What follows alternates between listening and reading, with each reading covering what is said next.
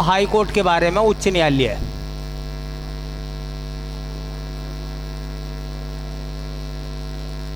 कि हम लोग प्रिपेयर कर रहे हैं और ये क्लास नंबर 2 है ना। जैसा मैंने बताया है कि ये क्लास जो है आखिरी क्लास है यूट्यूब के लिए। उसके बाद में सब चीज़ें आपको मोबाइल एप्लीकेशन पर ही मिलेंगी, तो चाहे ऑफलाइन हो या ऑनलाइन हो, ठीक है। हाँ, पहला सवाल सुनिए, और ये मैं नहीं कह रहा, ये सवाल एग्जामिनर ने पूछा है और पूछा भी हाई कोर्ट में ही है, ठीक है।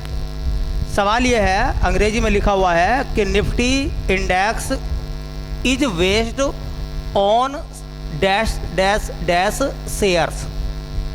मतलब हिंदी में इसको ये कह रहे हैं कि हमारा एक सूचकांक होता है निफ्टी, तो निफ्टी जो सूचकांक है उसमें कितने शेयर हैं, निफ्टी सूचकांक कितने शेयर के लिए काम करता है। ऑप्शन भी मैं दूंगा आपको, 100 हैं, 25 हैं, 35 हैं, 50 हैं, ठीक है। तो एक हेडिंग बनाएंगे आप, और हेडिंग बना के लिखेंगे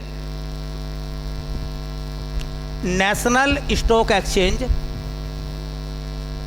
देखो भाई, हेडिंग हमारा हो जाएगा नेशनल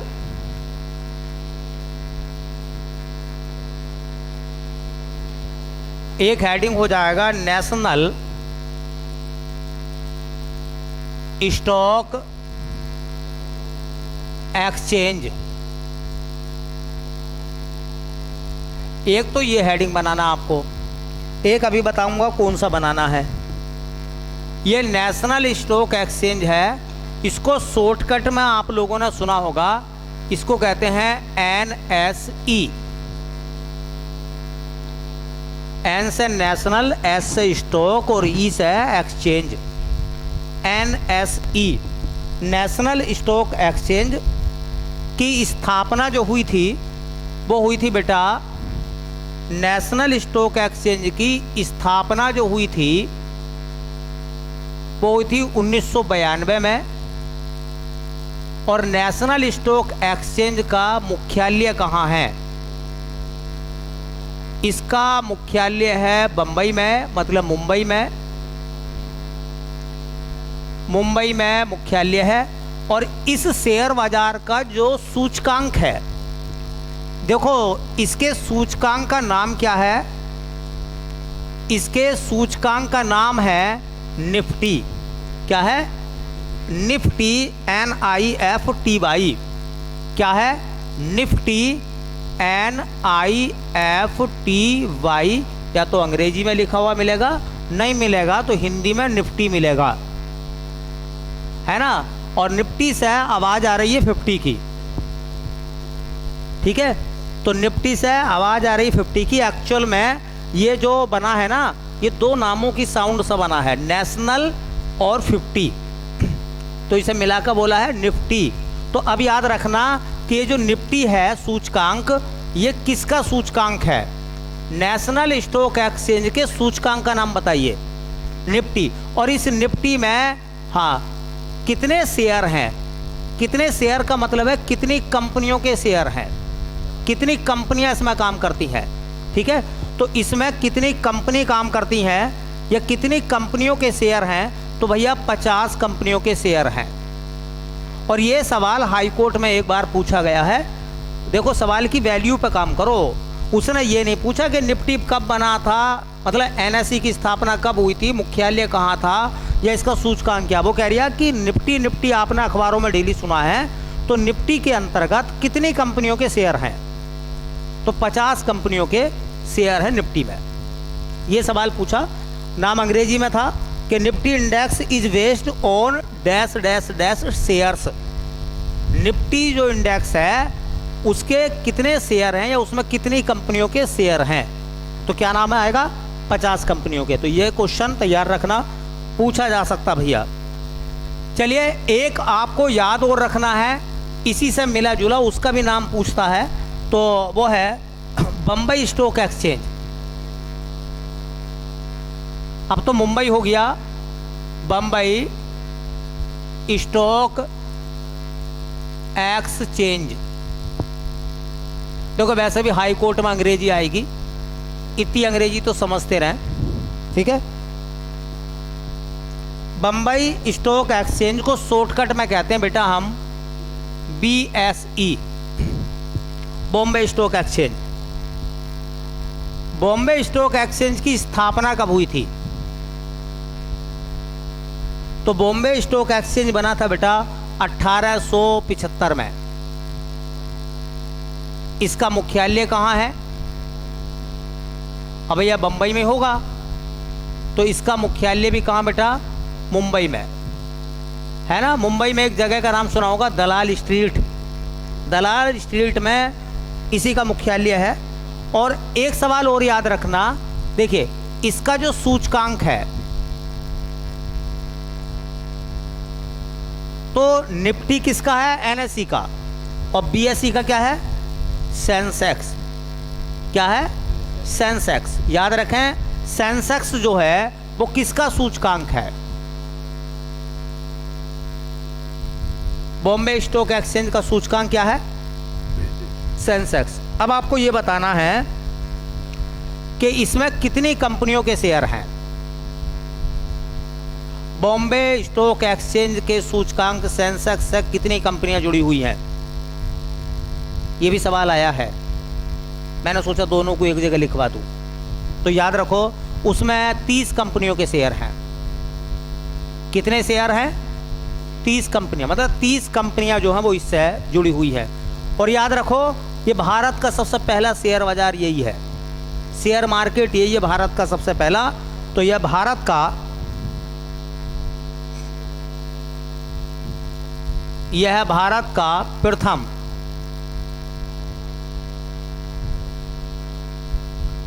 शेयर बाजार है।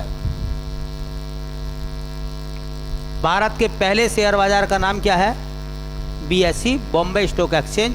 कितनी कंपनियों के शेयर हैं? 30 के। और निफ्टी में 50 के। ठीक है, दोनों सवाल इंपॉर्टेंट हैं। ये समझ के चलिए कि यहाँ से कुछ ना कुछ मिलने वाला है। कई बार सवाल यहाँ से हाई कोर्ट में पूछे गए हैं। चलिए अगले सवाल की तरफ चलें।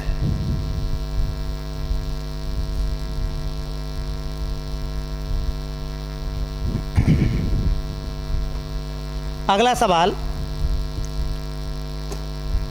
तो ये भी हाई कोर्ट में सवाल पूछा गया था। सवाल का सेंस ये था कि जो एसिड रेन है, अम्लीय वर्षा है, वो मुख्यतः किसकी वजह से होती है? मैं सवाल पढ़कर सुना देता हूँ। ये क्वेश्चन हाई कोर्ट में आया है। सवाल था, by the emission of dot dot and dot dot acid rain in caused. Acid rain का कारण क्या, केस क्या है उसका? ठीक है, ऑप्शन ये थे। पहले ऑप्शन में था carbon comma sulphur, B option में लिखा हुआ था कार्बन और अमोनियम, सी ऑप्शन में लिखा था नाइट्रोजन और सल्फर, चौथे में था नाइट्रोजन और कार्बन। तो अम्लीय वर्षा का क्या केस है, क्या कारण है? केस मतलब कारण। ठीक है, तो ये भी सवाल आपके लिए इंपॉर्टेंट रहेगा भैया। ये भी सवाल आपके लिए इंपॉर्टेंट रहेगा। अम्लीय वर्षा,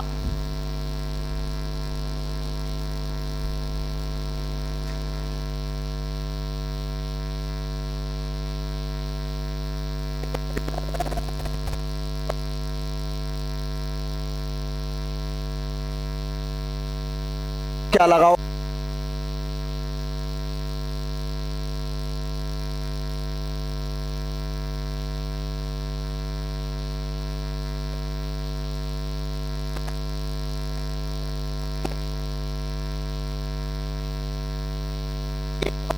डिग्री होती है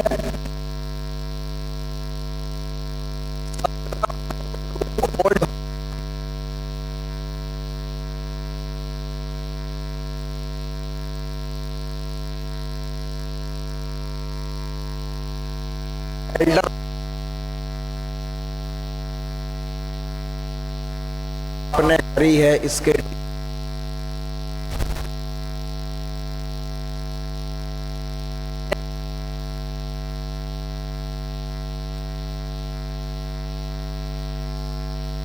पाँच दशमलव 6, मतलब कुल मिलाकर 7 से कम।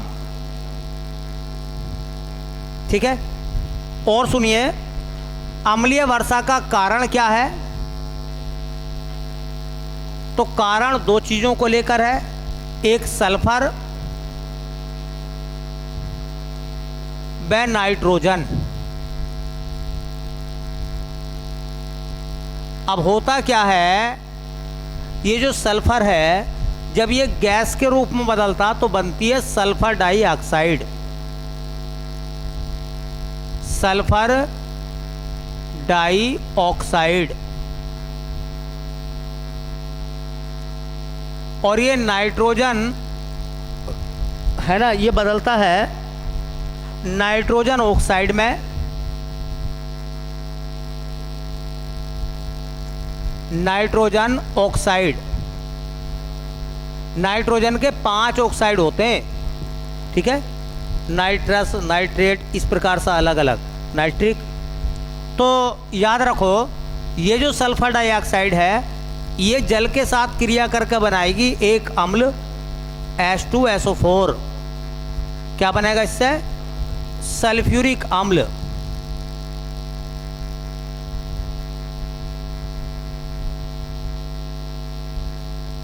और ये नाइट्रोजन जल से क्रिया करके बनाएगा HNO3 और इससे बनता नाइट्रिक अम्ल। क्या बनाएगा भैया? नाइट्रिक अम्ल। सुनो, अम्लीय वर्षा का कारण कौन कौन से अम्ल हैं, अगर ये पूछेगा तो आंसर लगाना पड़ेगा सल्फ्यूरिक अम्ल और नाइट्रिक अम्ल। अम्लीय वर्षा का कारण कौन कौन सी गैस है, अगर ये पूछेगा तो आंसर लगाना पड़ेगा सल्फर डाइऑक्साइड और नाइट्रोजन ऑक्साइड गैस। अम्लीय वर्षा का कारण कौन कौन से तत्व हैं, तो उसका आंसर आएगा सल्फर और नाइट्रोजन। तो 3 अलग अलग सवाल के जवाब पूछे जाएंगे। अम्ल पूछेगा तो अम्ल बताओ, गैस पूछेगा तो गैस बताओ, तत्व पूछेगा तो तत्व बताओ। इनको मिलाकर ये जब दोनों चीज़ें मिल जाती हैं मतलब प्रॉपर, तो इससे होती है एसिड रेन। अम्लीय वर्षा। अच्छा बताओ, जो अम्लीय वर्षा है भाई उसका प्रभाव कहाँ कहाँ पड़ता है? ये हाई कोर्ट में ऐसे सवाल ना बेसिकली पूछ लेगा आपसे। जैसे कि आप ग्रुप डी का पेपर दोगे तो उसमें पूछ लेगा अम्लीय वर्षा का प्रभाव इनमें से कौन सा नहीं है। तो आपको 2-3 प्रभाव तो पता चलने चाहिए। क्या होता है, जब ऊपर जो गैसें हैं बरसात के पानी के साथ में क्रिया करके जब वो एसिड बनाएंगे तो वो अम्लीय पानी तालाबों में पहुंचेगा, झीलों में पहुंचेगा।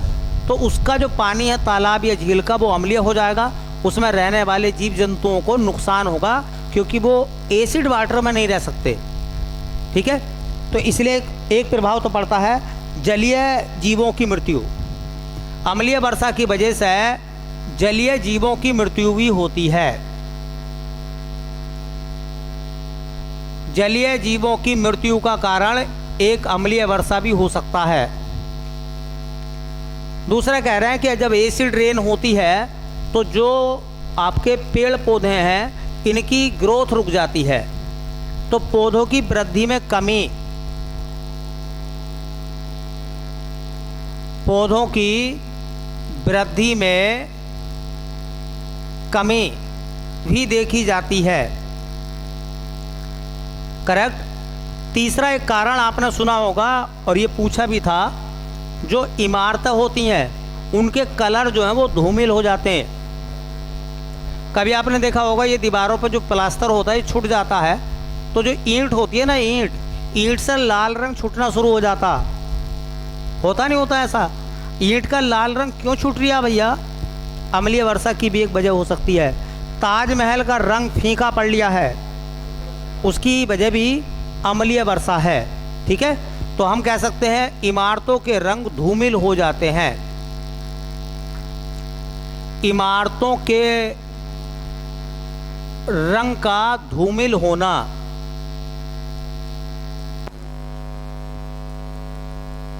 ठीक है। और भी कई सारे प्रभाव इसके देखे जाते हैं, एसिड रेन के, अम्लीय वर्षा के, ठीक है। ऐसा नहीं कि यही प्रभाव हैं, और भी हैं, मैंने खास आपको बताए हैं जहां से सवाल वो मालूम कर सकता है। अच्छा बताओ, सर्वाधिक अम्लीय वर्षा वाला देश, सर्वाधिक अम्लीय वर्षा वाला देश तो नॉर्वे भी है, नॉर्वे की राजधानी, और कनाडा भी है। कनाडा का जो ऊपर का हिस्सा है ना, हाँ उत्तरी वाला, वहाँ पर अम्लीय वर्षा का प्रभाव ज़्यादा देखा जाता है। अगर हम बात करें अपने भारत में अम्लीय वर्षा का प्रभाव, तो ये प्रभाव देखने के लिए मिलता है बिहार और बंगाल में, जहाँ पर काफ़ी बड़ी मात्रा में कोयले का खनन होता है और जलाया जाता है। यूपी में सबसे ज़्यादा प्रभाव देखने के लिए मिलता है मथुरा के आसपास, नहीं मिलता, क्योंकि मथुरा से निकलने वाला जो धुआं है सल्फर वाला, कोयला जलाते हैं तो सल्फर निकलता है ना, डीजल जलाते हैं तो भी सल्फर निकलता है। तो वो इलाका, वो जो क्षेत्र है, वो आगरा के ताजमहल पे भी प्रभाव डाल लिया है रिफाइनरी की वजह से। तो थोड़े से इस सवाल को आप अच्छे से देख लें भैया। एक सवाल पूछा है,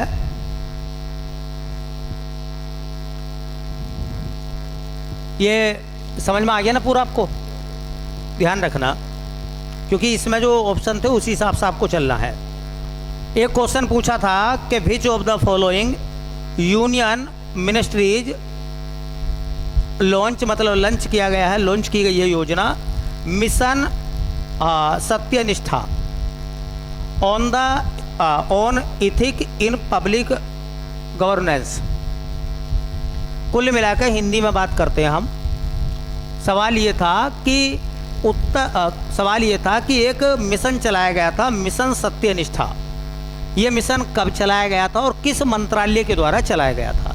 तो इसमें पूछ रहे हैं किस मंत्रालय ने उसको चलाया गया था, और वो भी यूनियन मिनिस्ट्रीज, मतलब केंद्रीय मंत्रालय कौन सा था जिसने मिशन सत्यनिष्ठा को चलाया, ठीक है। ऑप्शन आ रहे हैं ministry of persons and training, ministry of railways, ministry of parliamentary affairs, ministry of tourism. कुल मिलाकर अगर आपने कभी नाम सुना है तो एक मिशन चला था जिसका नाम था मिशन सत्यनिष्ठा। ये किसने चलाया था और इसका पर्पज क्या था? ये ऐसी चीज है ना, ये पहली बार हुआ था ऐसा, पहली बार किसी मिनिस्ट्री ने ऐसा मिशन चलाया था, ठीक है। तो मिशन का नाम क्या है? मिशन सत्यनिष्ठा।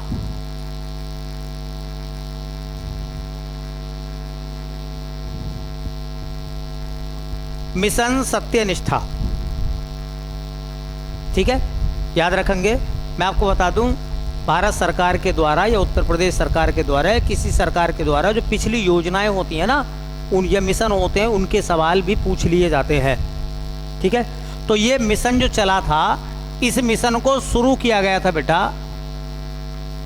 27 जुलाई 2018 को। और ये मिशन किस मंत्रालय ने चलाया था, ये सवाल था। किस मंत्रालय के द्वारा ये मिशन चलाया गया था, सवाल ये था। यही सवाल तो पूछा था कि मिशन सत्यनिष्ठा को किसने चलाया था। तो ये चलाया था भारतीय रेलवे ने, भारतीय रेलवे ने। तो जिस मंत्रालय ने इसको चलाया था वो भारतीय रेलवे मंत्रालय, या इसको हम कहते हैं भैया रेल मंत्रालय, भारतीय रेलवे या रेल मंत्रालय। कल मैंने बताया था कि जो रेल मंत्रालय है, भारतीय रेलवे है, उसको हम क्या कहते हैं? भारत की जीवन रेखा, राष्ट्र की जीवन रेखा, लाइफलाइन ऑफ नेशन या इंडिया, ठीक है। क्यों चलाया था? इसका पर्पज क्या था?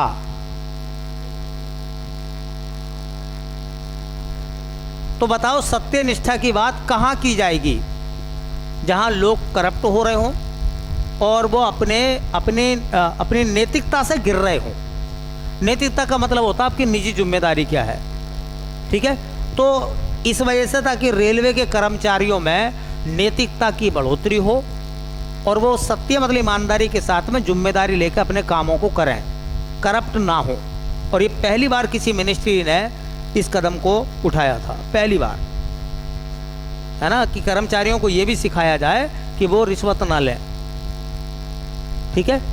उनकी जिम्मेदारी क्या है जिस कुर्सी पर वो बैठे हुए हैं, ठीक है। तो इसका उद्देश्य क्या था? सभी रेल कर्मचारियों को, सभी रेल कर्मचारियों को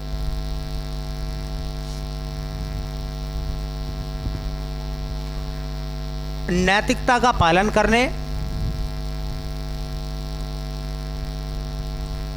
नैतिकता का पालन करने,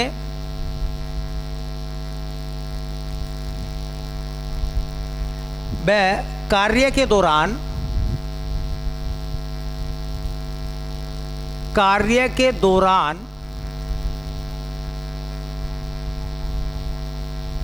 सत्यनिष्ठा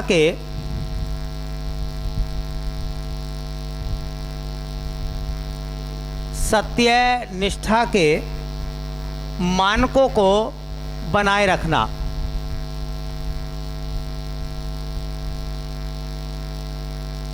मानकों को बनाए रखना। और ये बहुत ज़रूरी है। देखिए, नैतिकता का होना हर इंसान में बहुत ज़रूरी है। आप जिस डिपार्टमेंट में बैठ के काम कर रहे हैं, आपकी जिम्मेदारियां हैं, नहीं है, और आप सत्यनिष्ठा के साथ काम करिए, ईमानदारी के साथ काम करिए। मैं आपको बात बता दूं, पूरा जीवन पर्यंत हमें कमाना ही है, नहीं कमाना।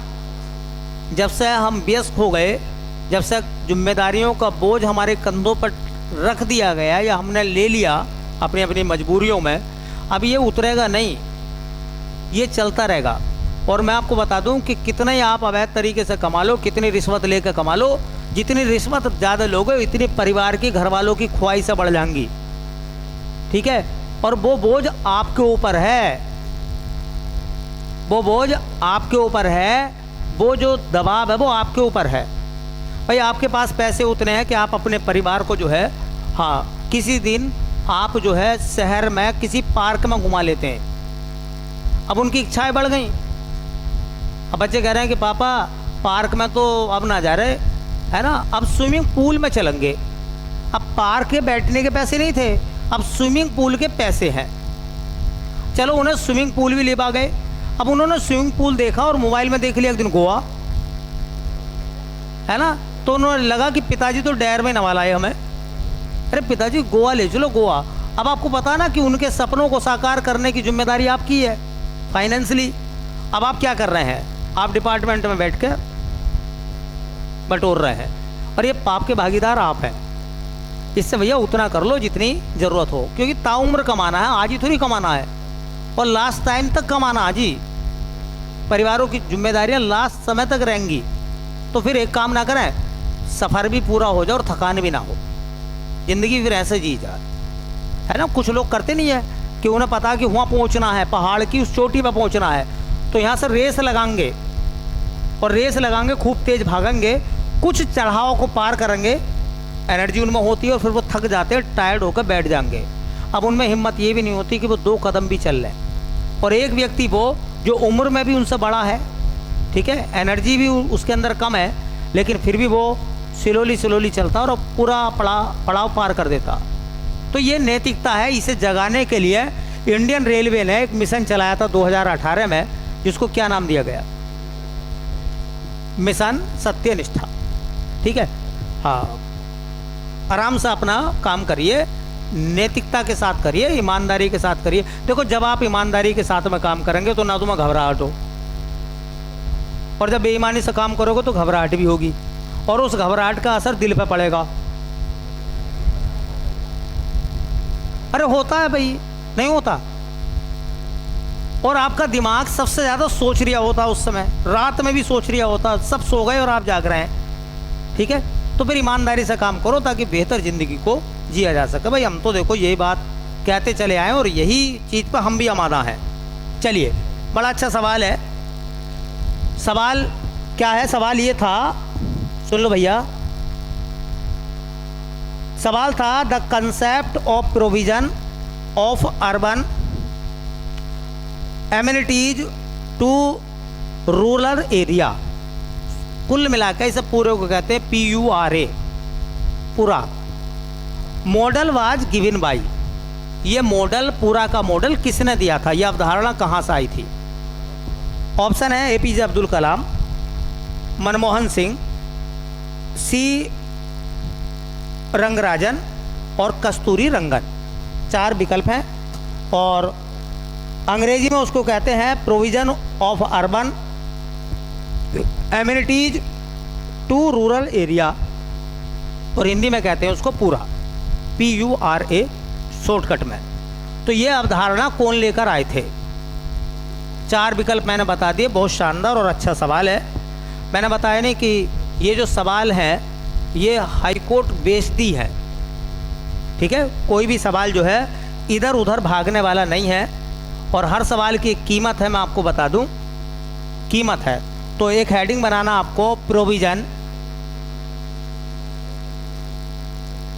प्रोविजन उपबंध भी होते हैं या प्रावधान, ठीक है, एक ही बात है। ऑफ अर्बन, इतनी अंग्रेजी तो पढ़ ही लो यार, हाई कोर्ट में है, ठीक है।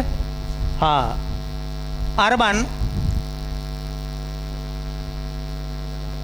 एमिनिटीज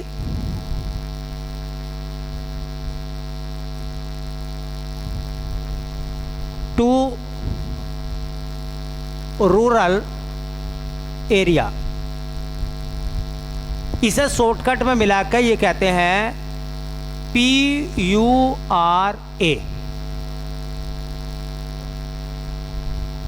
और इसे हिंदी में बोलते हैं ग्रामीण क्षेत्रों में शहरी सुविधाओं का प्रावधान। हिंदी में क्या कहते हैं इसको भैया? हिंदी में कहते हैं ग्रामीण क्षेत्रों में,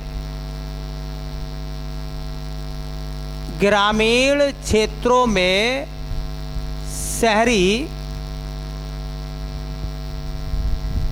शहरी सुविधाओं का प्रावधान।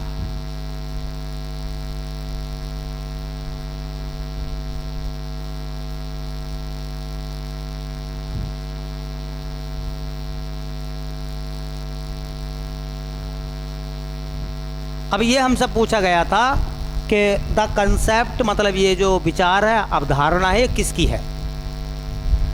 ये किसने कहा था कि गांव जो है, ग्रामीण क्षेत्र जो है, वहाँ पे फैसिलिटी कैसी दी जाए, शहरों जैसी फैसिलिटी दी जाए ताकि गांव का डेवलपमेंट हो, उन्नति हो, ठीक है। ये प्रावधान किसने दिया था?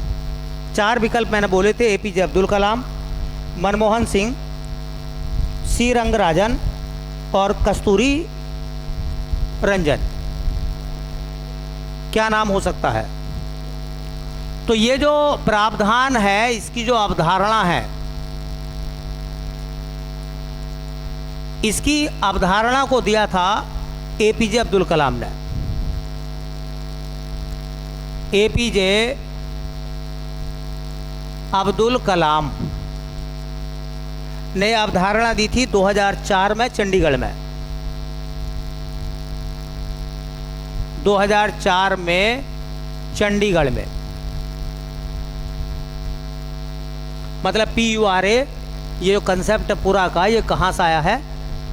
APJ अब्दुल कलाम के द्वारा आया है। APJ अब्दुल कलाम ने इसका उल्लेख भी करा है। इस अवधारणा का उल्लेख उन्होंने अपनी एक किताब में करा है, और उस किताब का नाम है target 3 billion. Target 3 billion, 3 billion, 3 billion. किताब का नाम क्या है? टारगेट 3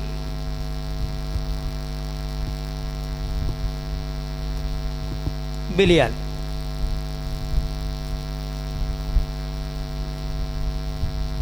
ये पुस्तक है किसकी? एपीजे अब्दुल कलाम की। ठीक है, अब इसका कंसेप्ट समझ लो, अवधारणा में क्या है। ग्रामीण क्षेत्र ऐसे इलाके जो किसी बड़े शहर के आसपास होते हैं। जैसे मान लो एक शहर है, उसके आसपास 20-30 किलोमीटर की परिधि में गांव होंगे। हम उन गांवों को ऐसे डेवलप करें, ऐसी फैसिलिटी दें जैसी शहरों में होती है। उससे क्या होगा? शहर के ऊपर दबाव कम बढ़ेगा, गांव के लोगों को रोजगार भी मिलेंगे। ठीक है, और जो शहर से सटा हुआ इलाका है वो शहर की तरह बहुत तेज़ी से क्या करेगा? तरक्की करेगा। तो याद रखें, ये कंसेप्ट जो है प्रोविजन ऑफ अर्बन, है ना, एमिनिटीज टू रूरल एरिया, अर्थात PURA, ये किसका था? और ये मैंने क्या रिया, ये किसी स्टेट के हाई कोर्ट के एग्ज़ाम का सवाल है। और जज सब एक से होते हैं, फैसले सबके एक से होते हैं, तो पेपर भी लगभग समथिंग एक सही होगा, एक ही विचारधारा का। चलिए, एक सवाल पूछा, आंसर वैसा आपको पता है।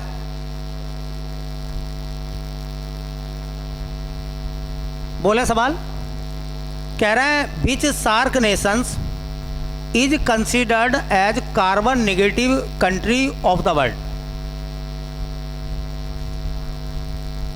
मतलब हिंदी में यूं कह रहे हैं कि सार्क का कौन सा ऐसा नेशन है, राष्ट्र है जो वर्ल्ड में कार्बन नेगेटिव है। कार्बन नेगेटिव, दुनिया का एकमात्र कार्बन नेगेटिव देश, और वो सार्क का मेंबर है। पूछने का तरीका तो देखो, घुमा के इतना पूछा कि which SAARC nation is considered as carbon negative country of the world. वो कह रहे वो सार्क का मेंबर भी है और दुनिया में कार्बन नेगेटिव देश भी है वर्ल्ड में। वो कौन सा है? तो बांग्लादेश, भूटान, अफगानिस्तान, श्रीलंका। तो भूटान है। एक हेडिंग बना दो, दो एक बातें नोट तो करेंगे। हेडिंग का नाम हो जाएगा SAARC, SAARC, south Asian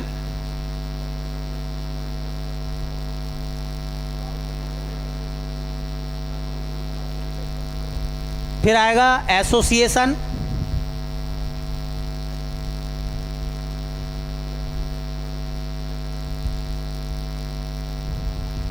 for regional cooperation, for regional cooperation,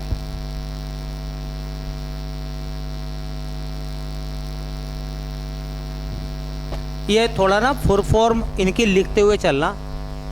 उसकी एक वजह मैं बताऊंगा। जैसा आप ग्रेड डी में तैयारी कर रहे हो तो ये फुल फॉर्म भी दे देते हैं, ठीक है।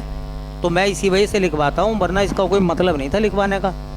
इसी वजह से कि कोई अगर डी में भी तैयारी कर रहा हो तो वो भी ये ना सोचे कि मैं क्या करूँगा, वो ये करेगा, सार की फुल फॉर्म लिखेगा, है ना। हिंदी में क्या कहते हैं उसको? दक्षेस, दक्षिणी एशियाई क्षेत्रीय सहयोग संगठन। दक्षिणी एशियाई क्षेत्रीय, रीजनल है ना, सहयोग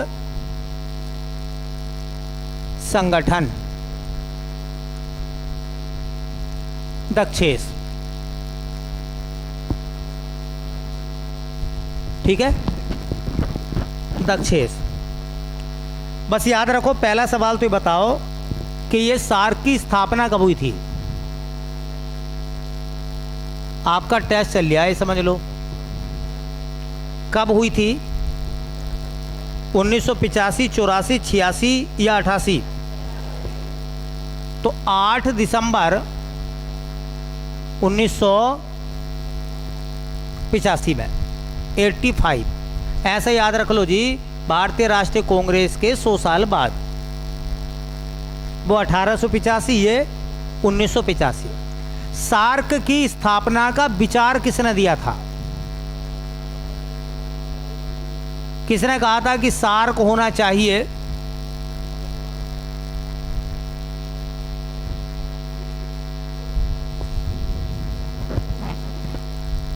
कौन था? कौन था? था तो कोई। हाँ, बांग्लादेश के उस समय के राष्ट्रपति थे, उनका नाम था जियाउर रहमान।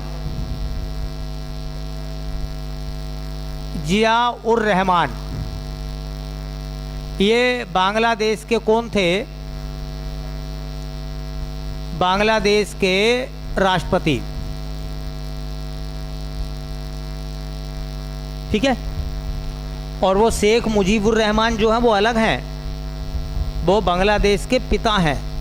ठीक है। चलिए, अब सवाल ये निकल कर आता है कि सार्क का मुख्यालय बताओ। सार्क का मुख्यालय है काठमांडू।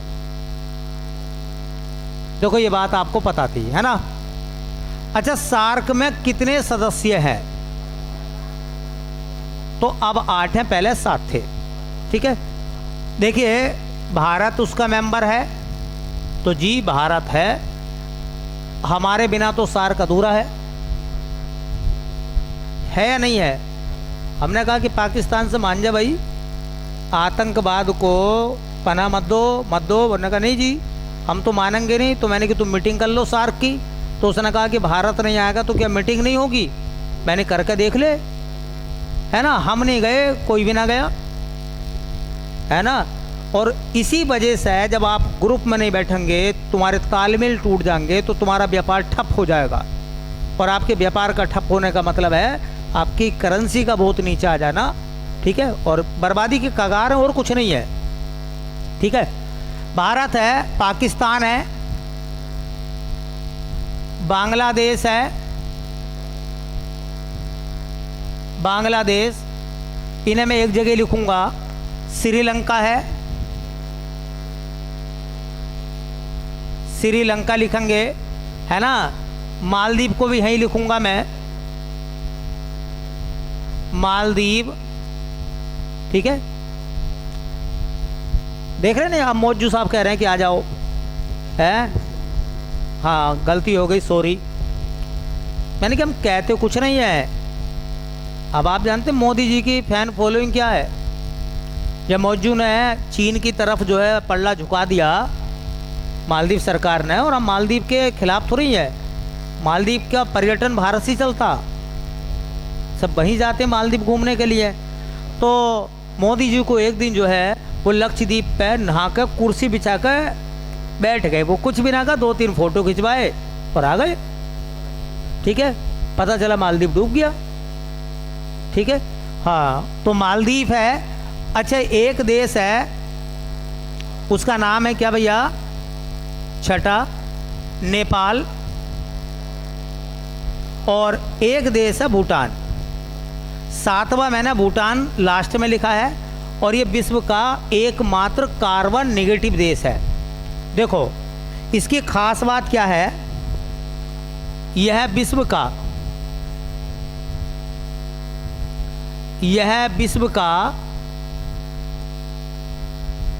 एकमात्र कार्बन नेगेटिव देश है।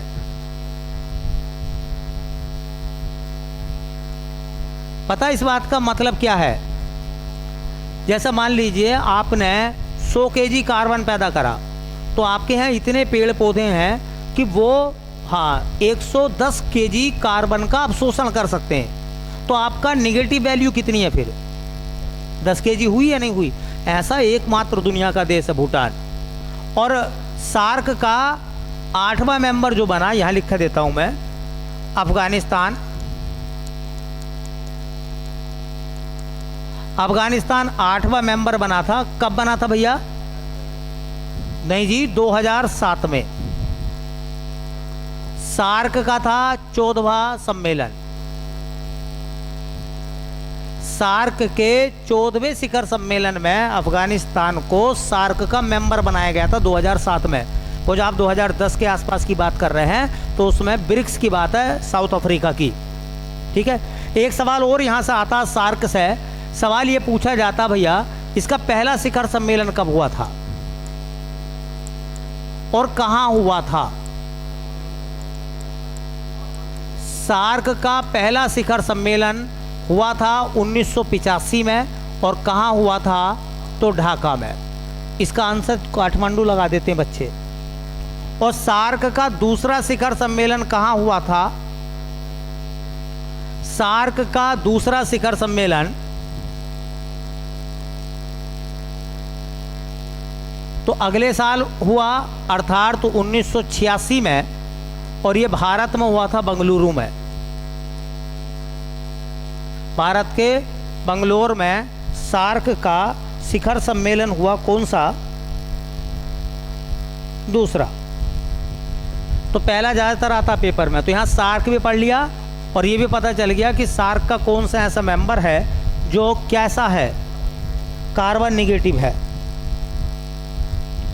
चलिए और सवाल है, ये सब सवाल बहुत अच्छे हैं। सवाल पूछा था the Kuka movement the overthrow British rule was organised in, मतलब कह रहे हैं कि कूका जो मूवमेंट आंदोलन हुआ था वो कहाँ ऑर्गेनाइज था? कह रहे हैं यूपी में, पंजाब में, बिहार में, बॉम्बे में। तो ये पंजाब में हुआ था। ठीक है, तो हेडिंग का नाम पता चल गया होगा आपको, क्या भैया? कूका आंदोलन। कूका आंदोलन। एक सवाल याद रखना, कूका आंदोलन का जो समय है तकरीबन वो 1871 और 72 की बात है। जिस राज्य में ये मूवमेंट चला कूका आंदोलन का वो है हमारा पंजाब। क्या भैया? पंजाब। देखिए, जिस पंथ ने ये आंदोलन चलाया था वो था नामधारी। और नामधारी ब्रांच है, शाखा एक धर्म की। वो कौन सा है? सिख। जैसे हम हिंदू धर्म में पंथ देखते हैं ना, जैसे शैव संप्रदाय है, वैष्णव संप्रदाय है, भागवत संप्रदाय है, ये सब पंथ हैं, है ना, नाथ पंथ है, ये सब पंथ हैं और ये सनातन के हिस्से हैं। धर्म तो एक ही है ना, सनातन। ठीक है, अब यहाँ से क्या मामला है देखिए। नामधारी पंथ, कूका आंदोलन के जो प्रमुख नेता थे, इसके जो नेता थे, देखो नामधारी पंथ जो चलाया था ना वो जवाहर मल ने चलाया था, लेकिन इसके जो नेता थे बालक सिंह व राम सिंह। बालक सिंह व राम सिंह। ठीक है, और जिस समय कूका आंदोलन हुआ था, बताओ उस समय वायसराय कौन था?